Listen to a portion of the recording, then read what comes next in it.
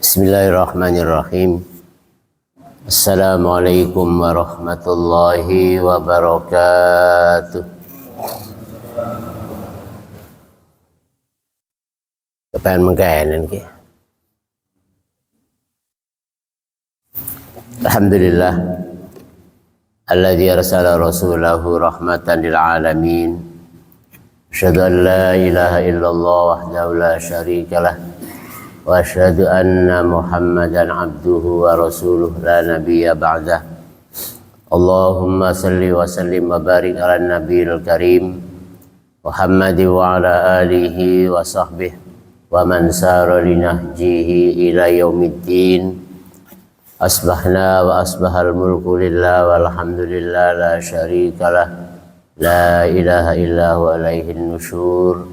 Amma ba'du. Qala Allah ta'ala fi kitabihil karim, a'udzu billahi minasy syaithanir rajim. Wa idh ja'alnal baita masabatan lin-nasi wa amna wattakhidhu min maqami Ibrahim musalla. Wa ahidna ila Ibrahim wa Ismail an tahhira baitiya lit-ta'ifin wal 'akifin war ruk'is sujud. Al-ayah. Sadaqallahul azim. Jamaah salat subuh rahimakumullah. Bersyukur pada Allah Subhanahu wa taala, alhamdulillah kita masih diberikan nikmat panjang umur, sehat walafiat. Alhamdulillah kita masih bisa melaksanakan sholat subuh berjamaah. Mudah-mudahan rangkaian ibadah kita pagi ini diterima oleh Allah Subhanahu wa taala. Salawat ma'assalam semoga tercurah pada qudwah hasanah kita, Nabi besar kita Nabi Muhammad sallallahu alaihi wasallam, keluarga, sahabat. Tentunya kita semua sebagai umatnya selalu berupaya istiqomah mengikuti tuntunan ajaran Rasulullah sallallahu alaihi wasallam ila akhiril hayat. Semoga kita ke depan nanti pada yaumul qiyamah mendapatkan syafaat daripada Rasulullah sallallahu alaihi wasallam. Amin ya rabbal alamin. Jamaah rahimakumullah. Alhamdulillah sudah sehat para jali. Sudah agak nyaman. Biasanya kalau duduk nggak bisa melengkung, ketekuk. Jadi harusnya duduknya begini. Nah, sekarang udah bisa begini duduknya. Jadi sudah agak lumayan ya. Jadi kalau ditekuk juga masih sudah kurang sakit lah. Alhamdulillah, doanya Bapak semuanya. Baik, kesempatan pagi ini masih melanjutkan kaitannya dengan masih seputar bab haji ya. Allah mengatakan wa idh ja'alnal baita masabatan lin-nasi wa amna. Allah mengatakan dan kami telah menjadikan Baitullah Ka'bah al-Musyarrafah sebagai masabatan lin-nas, tempat untuk menghadapnya semua manusia, wa amna wattakhidhu min maqami Ibrahim musalla, dan Allah menjadikan di maqam Ibrahim itu adalah musalla, tempat salat. Wattakhidhu min maqami Ibrahim musalla. Jadi di sekitar maqam Ibrahim adalah diadakan, disunnahkan untuk salat. Kemudian juga wa'idna ila Ibrahim wa Ismail an tahhira baitiya lit-ta'ifin wal 'akifin wa ruk'is sujud. Allah juga memerintahkan kepada Nabi Ibrahim, Nabi Ismail untuk bagaimana selalu mensucikan masjid atau Baitullah untuk orang-orang yang tawaf, ruku, sujud dan sebagainya. Lil ta'ifina wal 'akifin wa ruk'is sujud. Jadi Baitullah atau Ka'bah al-Musyarrafah itu adalah merupakan tempat menghadapnya semua umat Islam, untuk menyatukan umat Islam ketika beribadah, ketika sholat harus ya menghadapkan wajahnya ke arah Baitullah. Jadi dikatakan di surat Al-Baqarah itu Allah mengatakan wa min haitsu kharajta fawalli wajhaka syatral masjidil haram Jadi wa min haitsu kharajta, setiap kita keluar untuk sholat maka fawalli wajhaka, hadapkan wajahmu ke arah Masjidil Haram. Jadi di sana ada Al-Ka'batul Musyarrafah sebagai Ka'bah untuk tempat menyatukan umat Islam dalam sholat, sehingga sebetulnya menghadapnya lillahi ta'ala ya. Tapi untuk menyatukan umat Islam maka satu arah menghadapnya ke Baitullah atau ke Ka'bah al-Musyarrafah. Kalau menghadapkannya menghadap pada Allah. Inni wajjahtu wajhiya lilladzi fataras samawati wal arda hanifa. Ini sesungguhnya aku wajjahtu, aku hadapkan wajahku lillahi, kepada Allah. Walaupun sebetulnya secara fisik menghadap kepada Baitullah, dan itu merupakan syarat sahnya sholat ya. Menjadi syarat sahnya sholat. Kalau sholat tidak menghadap Baitullah atau ke arah Baitullah maka tidak sah, karena di antara syarat sahnya sholat itu adalah menghadap kiblat atau menghadap Ka'bah. Kalau di sekitar Masjidil Haram maka mustaqbilal Ka'bati, sehingga sholatnya jamaahnya berputar yang mengelilingi Ka'bah. Kalau di luar Masjidil Haram maka sholatnya mustaqbilal kiblati. Jadi kalau dari sini mustaqbilal kiblah, arahnya di kiblat, makanya ditulis arah kiblat, arah kiblat. Di mana-mana tempat yang mungkin nggak ada petunjuk imamnya, petunjuk arah, maka di atas ada petunjuk arah kiblat ya. Jadi itu salah satu syarat untuk sahnya sholat. Kalau di sekitar Masjidil Haram maka menghadapnya menghadap Ka'bah. Jadi bukan menghadap kiblat, menghadap Ka'bah, sehingga berputar, sehingga kadang-kadang ya imam sama makmum berhadapan ya. Ini ngadap sini, menghadapi Ka'bah kan itu. Jadi bagi yang nanti umroh haji yang baru-baru datang ke Masjidil Haram, kok salatnya depan-depan gitu ya, kan begitu. Kalau di sini nggak bisa berhadapan ya, jangan berhadapan, sejajar sama imam nggak boleh kan itu, apalagi berhadapan kan itu. Maka ya tetap menghadap lillah, wajjahtu wajhiyah, aku hadapkan wajahku. Secara zahir secara bagian wajah kita adalah wajah itu. Sebetulnya seluruh anggota tubuh kita menghadap Allah gitu. Walaupun secara fisik ya untuk menyatukan itu adalah ke Baitullah kan itu. Dan ini adalah merupakan kiblat umat Islam pertama ya, kedua setelah dulu di awal ya Rasulullah menghadapnya ke Baitul Maqdis. Dulu Allah menghadapkan wajahnya ke Rasulullah menghadap ke Baitul Maqdis. Ketika Rasulullah sudah hijrah ke Madinah, maka Rasulullah rindu kepada Ka'bah ya, rindu kepada Ka'bah, sampai-sampai bahasa rindu Ka'bah itu dibikin travel rindu Ka'bah. Jadi orang Rasulullah itu begitu di Madinah hijrah rindu kepengen menghadap ke Ka'bah, bahkan rindu kepengen datang ke Makkah lagi kan itu. Jadi sampai sekarang yang sudah pernah umrah, sudah pernah haji, kayaknya para jadi kapok kan ya. Kepengen maning baik kan itu, kepengen balik lagi kan itu. Kenapa? Ya Rasulullah juga sudah setelah hijrah ke Madinah rindu kepada Ka'bah kan itu. Sehingga ketika di Madinah proses sholat zuhur, dikatakan satu riwayat sholat asar, Rasulullah sholat di dua Ka'bah, di dua kiblat. Jadi menghadapkannya di dua arah.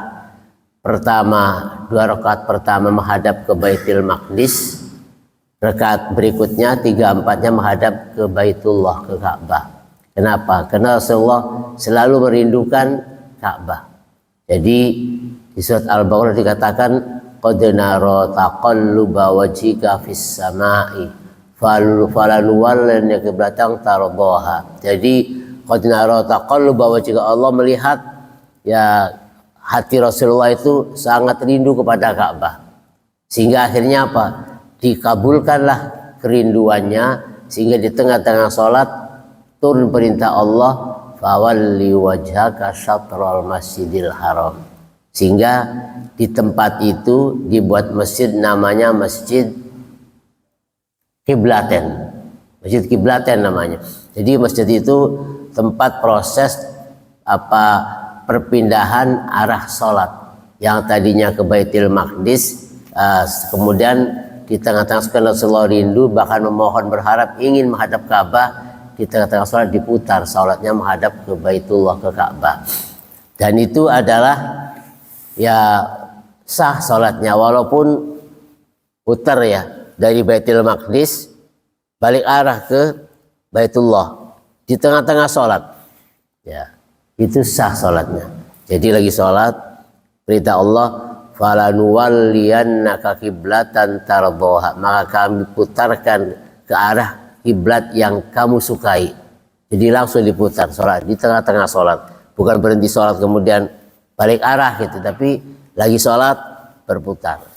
Dan ini dipakai sebagai hujjah, sebagai pedoman bahwa ketika kita sholat kemudian di tengah-tengah sholat ada info bahwa Pak sholatnya salah ngadepnya gitu ya, lagi sholat ada ngasih tahu sholatnya salah ngadepnya gitu, harusnya ngadep ke kanan, ya berarti langsung ngadep ke kanan gitu, langsung muter ke kanan gitu, itu sah begitu. Jadi nggak perlu berhenti dari sholat, langsung berputar saja kan itu. Tapi memang seharusnya dari awal sudah dicari-cari dulu. Ya, ada ijtihad ketika kita masuk satu tempat yang memang nggak ada arah kiblatnya. Kalau masjid mushola kan ada arah kiblatnya, posisinya ada gitu kan, maka sudah jelas. Tapi kalau ruangan ya nggak ada arah kiblatnya, kita melihat ke atas nggak ada panah kiblat, kita cari-cari panah kiblat nggak ada, maka ijtihad. Apa ijtihadnya? Tanya, kalau ada orang, Pak, kalau arah kiblatnya kemana? Yang ditanya nggak tahu lagi, nggak tahu, oriok salat ya. Sekarang mah HP gitu. Dulu zaman Rasulullah nggak pakai HP gitu kan. Sekarang HP itu juga yang bisa. Yang nggak bisa HP paling bisanya terima telepon, bisanya WA doang, ya sebagus-bagusnya HP juga nggak ketemu, ya walaupun HP-nya mahal, ya tapi orangnya nggak bisa mengaplikasikannya, taunya pokoknya HP itu ada telepon diangkat, ya begitu doang. Kalau mencari kiblat baru ketemu Pak Rojali, berarti ini sing apa ya, kalau apa ngomong baik tuh arah kiblat baru ketemu lah aku diarahkan itu. Jadi ya walaupun HP juga harus orangnya ngerti juga cari bagaimana cara mencari kiblatnya gitu. Baru sudah dibuka arah kiblat, diletakkan, oh ada jarumnya, oh berarti ke sini. Itu bagian daripada ijtihad. Bahkan kalau di tengah hutan, tengah daratan, nggak ada HP-nya, lihat matahari juga mendung nggak kelihatan. Kalau ada matahari kan kelihatan, oh matahari kalau jam 4 sore berarti sudah ke arah kiblat gitu, berarti bisa menggunakan. Tapi kalau nggak ada itu, ya paling melangak gitu, kemana ya gitu. Salah, oh kayaknya ke sini kiblatnya, takbir Allahu Akbar, sampai selesai sholat salah sah. Ya, jadi dapat 2 pahala, ijtihadnya walaupun salah dianggap dapat pahala. Kenapa? Karena sudah berupaya. Tapi kalau nggak mencari dulu, udahlah paling ke sini, paling doang itu kan ya. Takbir Allahu Akbar, selesai sholat, Pak, salatnya salah kiblatnya, balik maning, gitu. Kenapa? Karena tadi nggak ada upaya untuk mencari kiblat kan itu. Maka kiblat ini yang di arah sana itu ada Ka'bah, maka kita ya walaupun nggak lurus betul dengan Ka'bah, kalau tarik benang Pak Mul berapa meter gitu ya, dari Mekah bawa ke sini gitu ya, benangnya berapa itu jauh, maka arahnya arah kiblat. Jadi makanya sholatnya mustaqbilal kiblati, ke arah kiblat kan itu. Jadi kalau di Makkah mustaqbilal Ka'bati, dan itu syarat sahnya sholat. Kalau nggak menghadap kiblat tidak sah kan itu. Maka itu hanya untuk menyatukan umat Islam ketika sholat gitu, menghadap Ka'bah. Bahkan tidak hanya sholat, ya menguburkan jenazah, menghadap kiblat kan itu ya. Jadi itu ada merupakan ya tempat yang disucikan adalah Ka'bah kan itu. Jadi bukan menghadap Ka'bahnya tapi menghadap Allah. Jadi Ka'bah ini sebagai untuk mempersatukan saja supaya semua umat Islam adalah bersatu ketika sholat menghadap Ka'bah tanpa dikomando di seluruh dunia ya. Semua umat Islam sholat menghadap kiblat. Yang di Makkah di Masjidil Haram menghadap Ka'bah kan itu. Yang di Madinah sudah menghadap kiblat, arahnya ke sana kan itu. Yang di Arafah, yang di Musdalifah, di Mina ada pelangnya arah Ka'bah. Jadi bukan arah kiblat, arah Ka'bah gitu. Jadi ketika di tempat lempar jumroh, ketika mau berdoa menghadap Ka'bah, sudah ada panahnya arah Ka'bah, bukan arah kiblat kan itu. Jadi arah Ka'bah karena masih sekitar posisi Ka'bah kan itu. Jamaah rahimakumullah, di sekitar Ka'bah ini adalah tempat-tempat yang disucikan, ya, tempat-tempat yang disucikan seperti ya ada Hijr Ismail, ada Makam Ibrahim. Makam Ibrahim itu bukan makam kuburan, tapi tempat berdirinya Nabi Ibrahim ketika membangun Ka'bah. Jadi kalau bapak melihat itu bukan kuburan, tempatnya juga cuman ya berapa Pak Mul? Segini doang nih. Bukan kuburan ya, itu adalah tempat berdirinya Nabi Ibrahim ketika membangun Ka'bah. Jadi ada telapaknya di situ, ada tapaknya Ibrahim. Tapi orang berebut itu sebagai syiar saja, bukan untuk dipuji untuk dimintain doa. Tapi banyak orang berkerumun ya ngelap makam Ibrahim. Yang disunahkan di situ bukan ngelap makam Ibrahim. Apa yang disunahkan adalah sholat di makam Ibrahim, di belakang makam Ibrahim. Allah mengatakan wattakhidhu mim maqami Ibrahim musalla, jadikan di makam Ibrahim itu sebagai tempat sholat, sehingga orang berebut di situ bukan berebut ngelap makam Ibrahim pakai sorban, pakai peci, sehingga pecinya dilepas dilapin.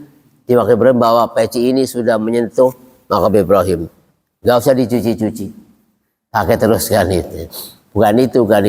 Perintahnya adalah sholat di belakang makam Ibrahim.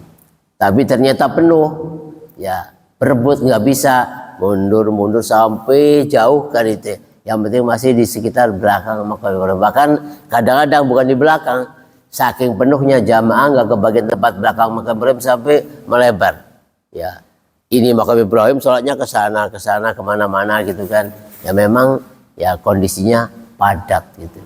Kayaknya kalau Pak Hilman nyari kosong, ya biar enak nyaman sholat di belakang makam Ibrahim, kayaknya gak ada jam kosong kayaknya. 24 jam tetap penuh kan itu ya. Kemudian Hijr Ismail yang diwakilkan bahwa di situ ada tempat Rasulullah ketika mau Isra Mi'raj, dikabarkan bahwa diangkat, dibawa ke Hijr Ismail, dibelah dadanya di situ, itu juga berebut orang sholat di situ. Sebetulnya memang di seputar Ka'bah ya kita dianjurkan lebih utama sholat di sekitar Ka'bah. Jadi kalau kita umroh haji sholatnya di luar masjid, Pak Hilman nyaman, sholat sudah jauh-jauh dari sini gitu kan, dari Indonesia. Umroh, haji, begitu saja sholatnya di luar masjid, di toilet, samping toilet itu. Kenapa? Biar pulangnya cepat, biar nggak ribet jalannya. Kalau di dalam melangkah, bahkan kalau keluar juga ngantri lama gitu kan. Maka pilih sholatnya udah di luar aja, di pinggiran, apa biar pulangnya cepat. Ya Allah gitu ya. Justru orang itu datang berebut kepengen sholat di sekitar Ka'bah gitu.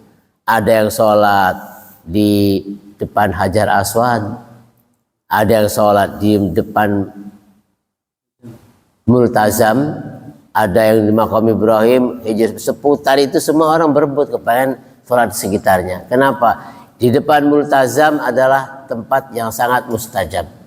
Multazam itu antara sudut Hajar Aswad dengan pintu Ka'bah. Sedikit ya, sudut Hajar Aswad, sebelahnya ada pintu yang kelihatan dari mana-mana, itu pintu Ka'bah. Di tengah-tengah antara pintu dan Hajar Aswad itu adalah Multazam, tempat doa mustajab di Multazam. Tapi padat, mundur sampai lampu hijaunya tawaf, sa'i. Sampai lampu hijau sa'i, kalau di sana ada lampu hijau di tempat kita lari, seperti itu, di situ adalah sejajar dengan Multazam. Makanya kalau sholat di tempat sa'i itu paling banyak di lampu hijau. Kenapa? Langsung menghadap ke Multazam.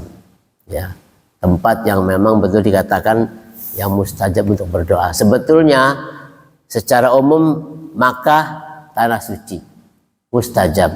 Lebih dekat lagi di dalam Masjidil Haram, dekat lagi di seputar Ka'bah. Kalau Pak Mul bisa milih depan Multazam, Masya Allah.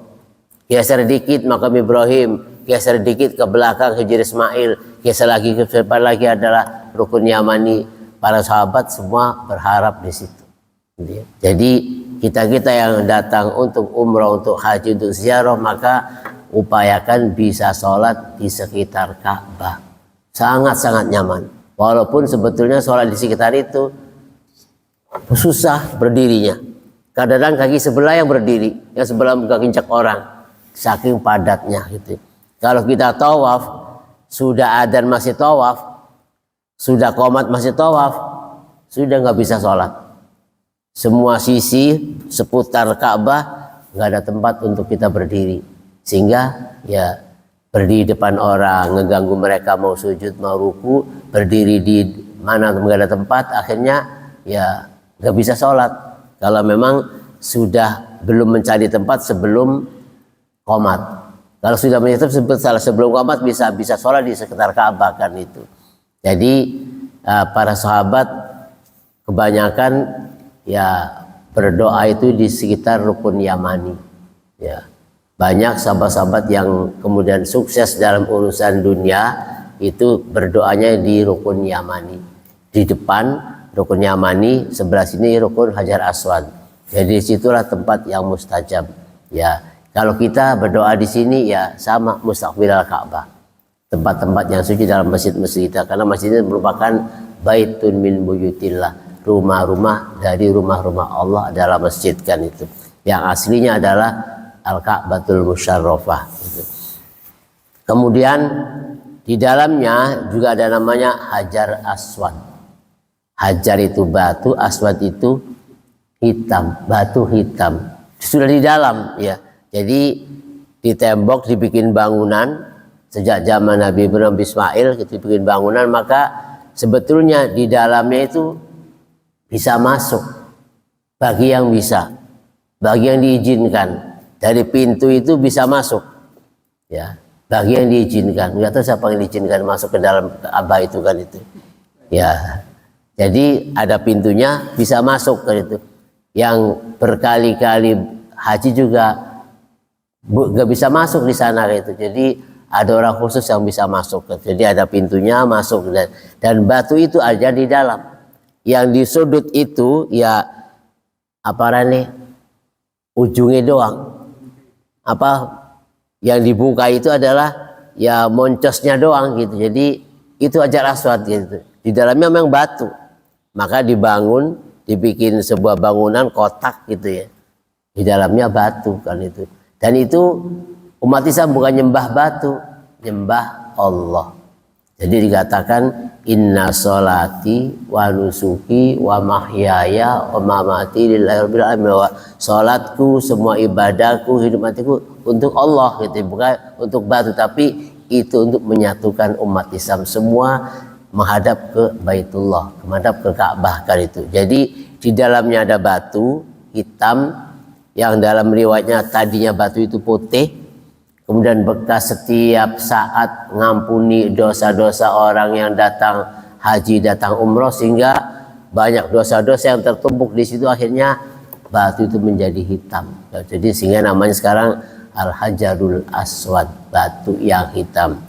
Disunahkan setiap orang yang tawaf, yang datang, disunahkan baik umroh baik haji, disunahkan untuk mencium Hajar Aswad. Itu sunnah, bukan harus, bukan wajib, tapi sunnah kan itu. Bahkan di sini dikatakan Umar bin Khattab an Abis bin Rabi'an Umar radhiyallahu anhu annahu ja'ila al-Hajar Aswad faqabalahu faqala inni a'lamu annaka hajarun la taduru wa la tanfa walaula anni ra'aitu sallam yuqabbiluka ma qabbaltuka. Jadi Umar bin Khattab mengatakan ketika datang ke Hajar Aswad, faqabbal, dan ia menciumnya, faqala, kemudian ia berkata, inni a'lamu annaka hajarun, saya tahu bahwa kamu adalah batu, gitu ya. Jadi sudah mencium tapi masih ngomong, kamu itu batu. La tadurru wa la tanfa, enggak memberikan midat, enggak memberikan manfaat. Itu batu yang ada di Ka'bah, batu yang Allah sucikan, gitu. Batu yang tempat menjadikan orang umat Islam semuanya menghadap ke batu itu, kan itu, untuk menyatukan umat Islam, kan itu. Tapi Umar bin Khattab mengatakan, sesungguhnya aku tahu bahwa kamu itu batu. La tadurru, nggak ada manfaatnya, nggak ada midaratnya, nggak memberikan manfaat, nggak memberikan midarat.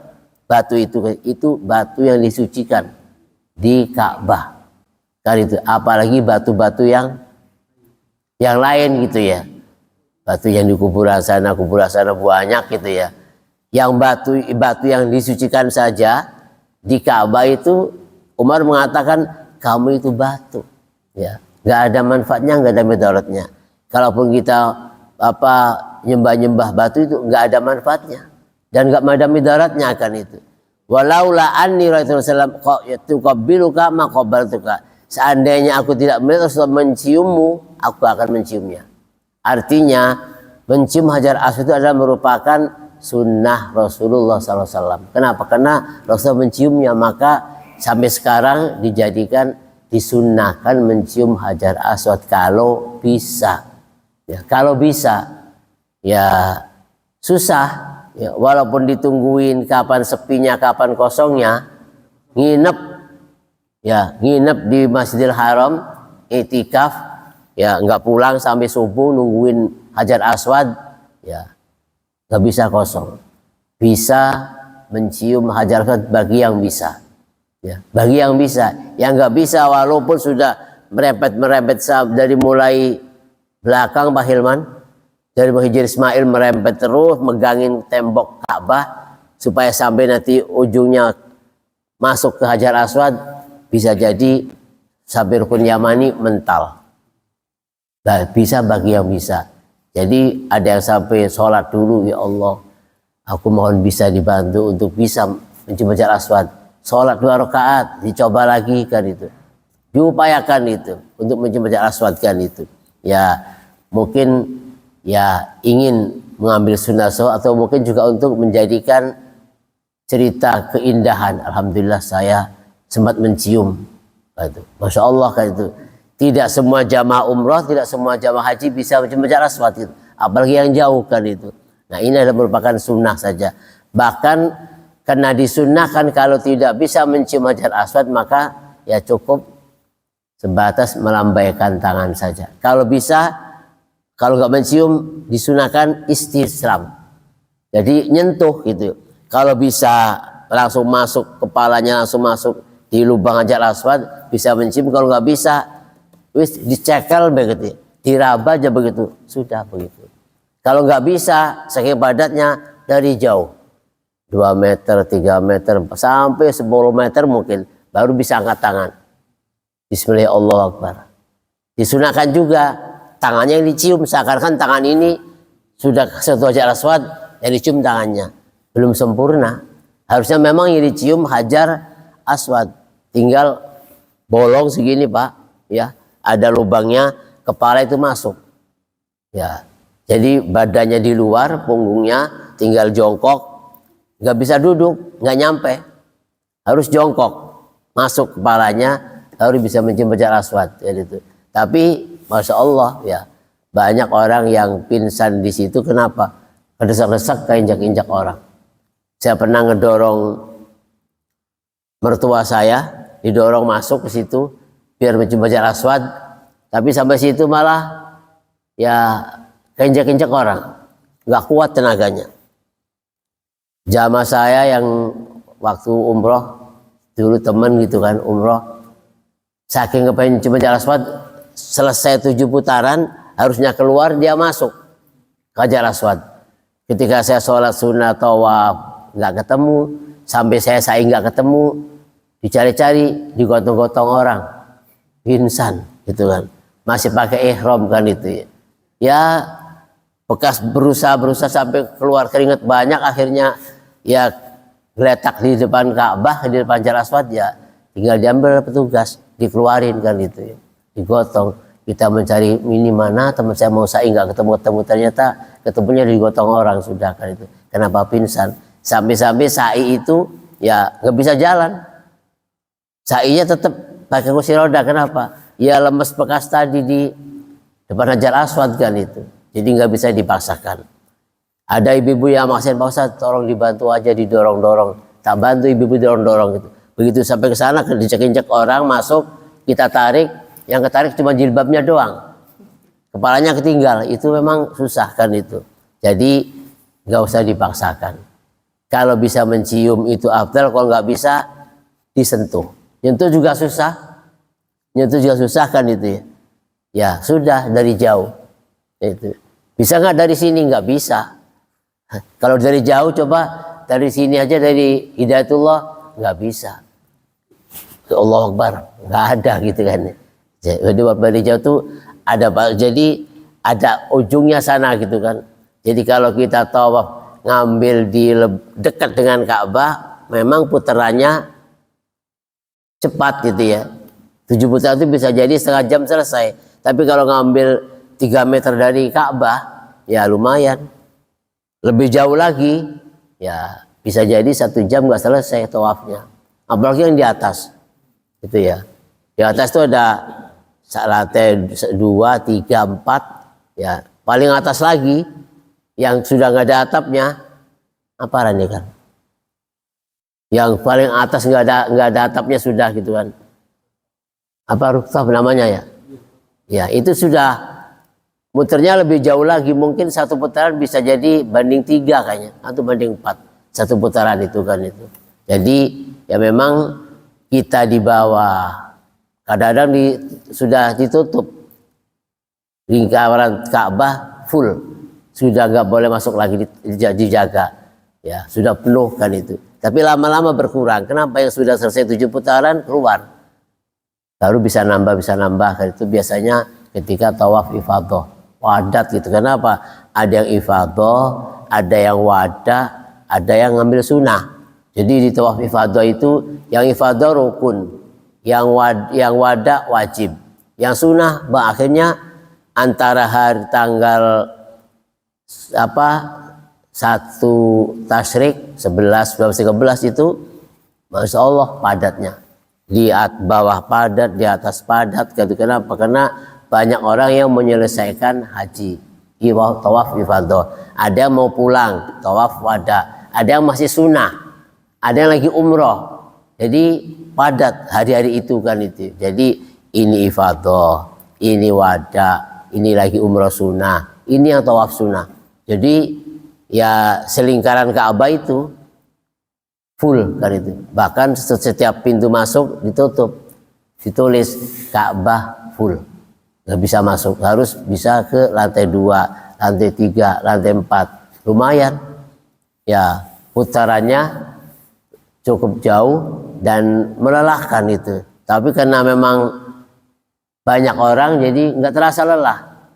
Ternyata 2 jam jalan, lamun lempeng Pak Hilman 2 jam itu sekalian dia jalan 2 jam itu. Kalau lurus kayaknya mah tekan BCI mah kayaknya lebih kali ya, 2 jam itu jalan gitu kan. Itu jalan 2 jam muter terus saja. Nanya, Pak Ustadz udah berapa? tenang aja gue selesaikan itu. Masih nanya, padahal masing-masing megang buku. Ustaz udah berapa ini? Masih lama ya, masih banyak ya, terus gitu, kan gitu. Jadi ya disunahkan di seputar Ka'bah itu kita banyak ibadah, banyak doa.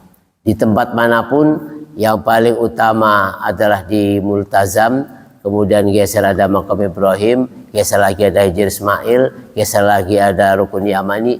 Di situ-situlah kita diupakan banyak berdoa. Walaupun jauh dari sudut itu nggak apa-apa, yang penting luruskan itu. Kalau memang bisa ya nempel sekali afdol. Tapi kalau nggak bisa, yang penting lurus dengan Hajar Aswad, lurus dengan Makam Ibrahim, lurus dengan Multazam, dengan Rukun Yamani kan itu. Sehingga di Rukun Yamani itu ceritanya ada sahabat yang berdoa, ya, ada sahabat yang berdoa bahwa ya Allah jangan wafatkan aku sebelum saya mimpin Yaman. Doanya begitu. Betul-betul ya doanya dikabulkan sehingga dia jadi pemimpin, jadi presiden di Yaman kan itu. Sehingga ya banyak orang yang kalau urusan duniawi, urusan minta urusan duniawi dan sebagainya, maka mintanya di Rukun Yamani. Maka ketika kita tawaf dari Rukun Yamani, saya bacakan doanya diganti.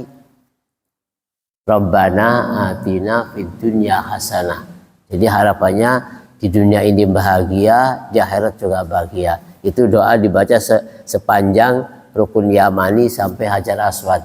Enggak jauh, berapa meter dari Rukun Yamani Hajar Aswad itu enggak jauh, tapi Rabbana atina sampai waqina adzabannar itu bisa 2 kali 3 kali. Kenapa? Saking padatnya orang. Jadi paling padat sekitar Rukun Yamani Hajar Aswad. Hajar Aswad Makam Ibrahim. Sudah kalau ke belakang Hijr Ismail lancar. Ya.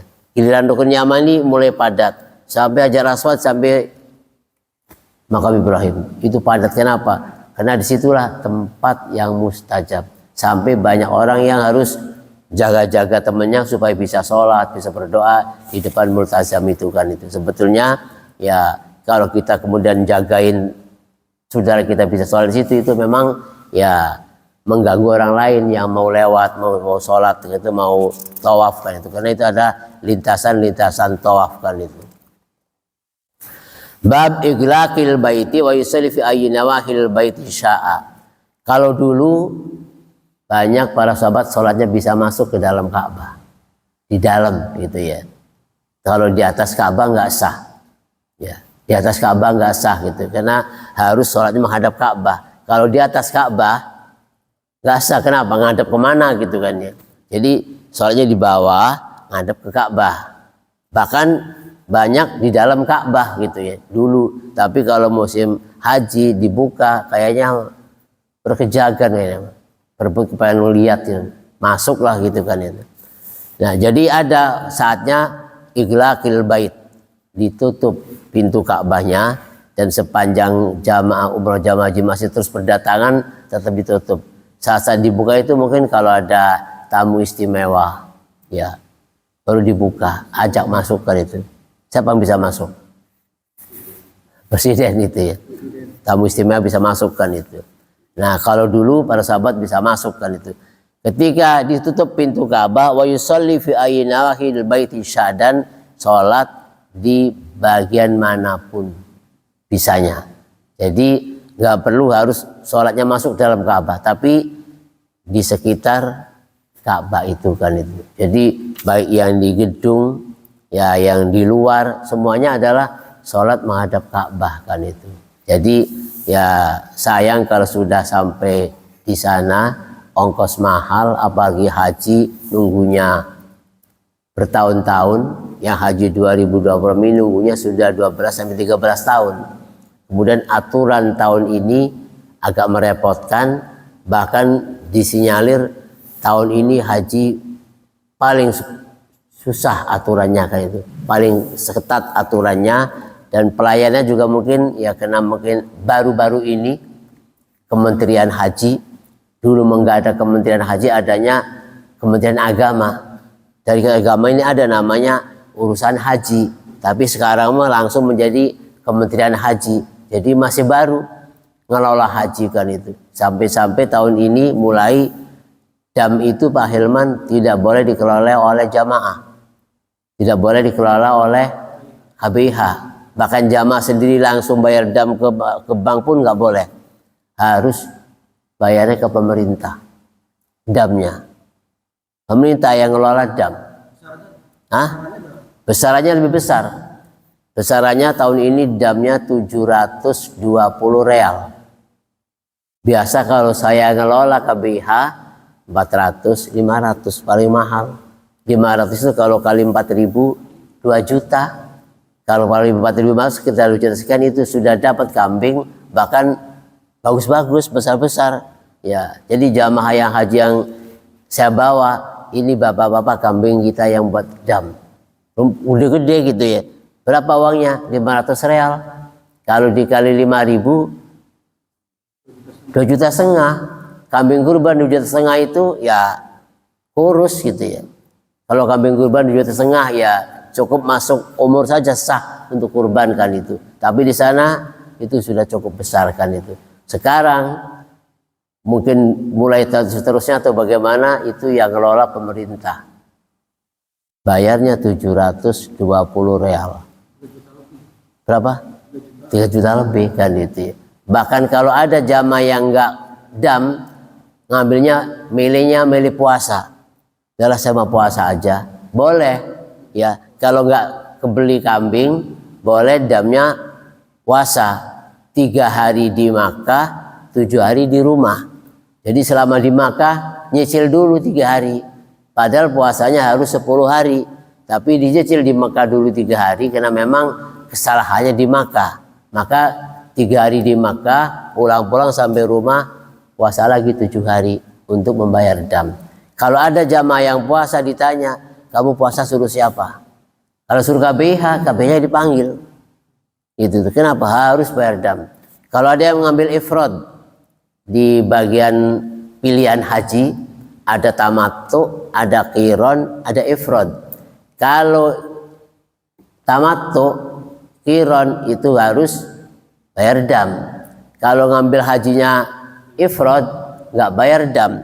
Kalau jamaah ngambil ifrad ditanya, Bapak kenapa ifrad, suruh siapa? Kalau bilang suruh KBH, KBH dipanggil. Jadi kesannya itu kayak ada unsur bisnisnya sehingga harus bayar 720 real. Bahkan nggak boleh dibayarkan KBH, harus bayar di pemerintah. Rencananya tahun depan itu digabungkan dengan pelunasan. Jadi kalau pelunasan sekian ditambah dengan dam sekian. Jadi bisa dianggap bisa berangkat haji kalau sudah lunas dan di dalamnya ada uang dam. Ya, jadi harus tamattu semua. Harus tamattu kan itu. Jadi kalau ifrad ditanya orangnya, disuruh siapa ifrad? Kan itu. Suruh KBH, panggil orangnya kan itu. Jadi kalau jawabnya benar, saya kemauan sendiri Pak, mau ifrad nggak apa-apa, nggak bayar dam. Tapi kalau disuruh KBH, KBH-nya dipanggil kan itu. Jadi ya ada syarikah namanya syarikah Ad-Dhohi.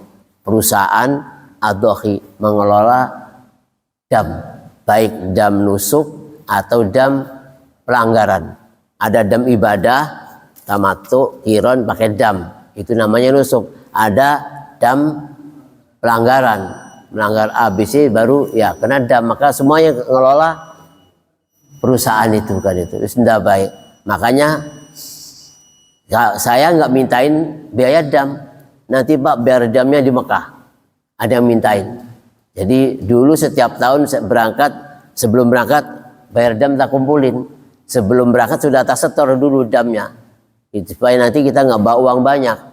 Kalau jamnya 100 kali 500 real, bawa uang banyak kan, itu nggak boleh. Di perjalanan bawa tas isinya uang gitu kan. Maka saya datang dulu ke Mekah ya untuk beli kambingnya atau mungkin saya transfer untuk beli kambingnya, tapi ya sudah aman, uang dam udah dikirim gitu. Jadi nanti jamaah tinggal melihat, Bapak ini kambing kita buat dam. Dan itu silahkan difoto, nanti disembelih dengan masing-masing namanya. Langsung jamaahnya hadir, Bismillah ini damnya Pak Hilman, sembelih, dilihat kan itu ya. Nah, sekarang nggak bisa ngeliat di mana motongnya. kan itu. Jamaah nggak boleh datang ke sana, pokoknya percaya bewes, pokoknya jamnya disembelih gitu aja. Ya. Ya. Jadi ya aturan sekarang lebih ketat.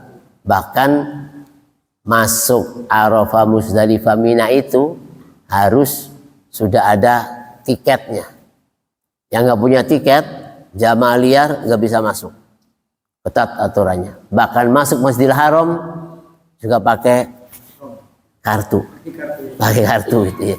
Namanya kartu nusuk gitu, pakai kartu. Kalau pengen masuk di wilayah Ka'bah, ya harus pakai ihram, walaupun nggak umroh, harus pakai ihram supaya bisa sholatnya di sekitar Ka'bah. Kalau nggak pakai ihram, sholatnya di lantai 2, 3, 4, ya atau di luar. Sholat di mana? Di luar. Ya memang. Kalau mau di dalam, sholatnya lang pakai ihram, walaupun nggak umroh tapi pakai ihram biar bisa masuk di sekitar Ka'bah.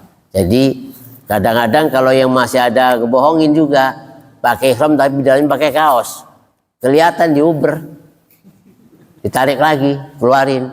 Karena itu bukan mau umroh gitu, bukan mau tawaf, itu cuma kepengen sholat di depan Ka'bah doang, tapi kelihatan kaosnya di dalam ada. Itu langsung di Uber lagi. Jadi pengawasannya dari mulai gerbang depan Zamzam Tower itu sudah ada yang mantau sampai ke ini, setiap meter ada. Bahkan ketika turun ke lokasi Ka'bah, lokasi tawaf, itu masih ada yang jaga. Jadi lolos dari pantauan pertama, ada kedua, ada ketiga, ada keempat, berlapis-lapis. Jadi begitu lolos dari pertama senang-senang, alhamdulillah aman itu ya. Kelihatan kaosnya di dalam, langsung di depan ada yang mantau lagi, tarik, langsung didorong keluar, dijorokin suruh keluar, gitu kan. Jadi memang kenapa? Ya agar orang-orang tawaf ini nggak terganggu dengan yang sholat seperti begitu. Tapi kebanyakan ya banyak orang nggak pengen sholat di sekitar Ka'bah, maka sekitar Ka'bah kan itu. Ya diupayakan. Hadis ini dikatakan dari Rasulullah SAW, dakhala Rasulullah al-baita huwa wa Usamah bin Zaid wa Bilal wa Utsman bin Talha faghlaqu alaihim falamma fatahu kuntu awaman walaja falaqitu Bilal satu hal sallallahu alaihi wasallam qala na'am bainal amudaini al-yamaniyaini. Rasulullah SAW masuk ke Baitullah, masuk ke dalam. Ya Rasulullah, kemudian beliau Rasulullah dan juga ada Usamah, ada Bilal, ada Utsman, mereka masuk gitu. Faghlaqu alaihim, kemudian setelah masuk ditutup pintunya. Falamma fatahu kuntu awalaman walaja. Ketika dibuka maka saya yang paling pertama masuk, maka saya melihat Bilal, saya bertanya, apakah Rasul sholat di tempat ini? Iya, Rasul sholat di sini antara Amudaini, di Rukun Yamani, Hajar Aswad. Di situ sholatnya di dalam Rukun Yamani, Hajar Aswad gitu. Nah, ketika ditutup yusalli fi ayyi nawahil baiti sya, maka sholatlah di luar Ka'bah dimanapun. Belakang Ka'bah namanya Hijr Ismail, di samping kanan Ka'bah namanya dekat Hijr Ismail, dekat Rukun Yamani. Di depan Ka'bah, depan Ka'bah ngadepin dua tiang, ada tiang Rukun Yamani, ada tiang Hajar Aswad.